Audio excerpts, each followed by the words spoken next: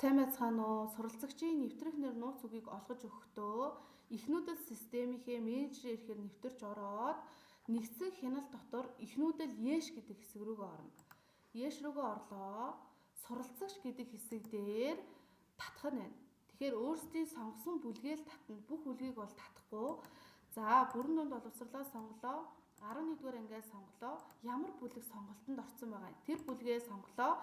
Суралцах шинжлэх гэдэг товчлуурыг дарлаа.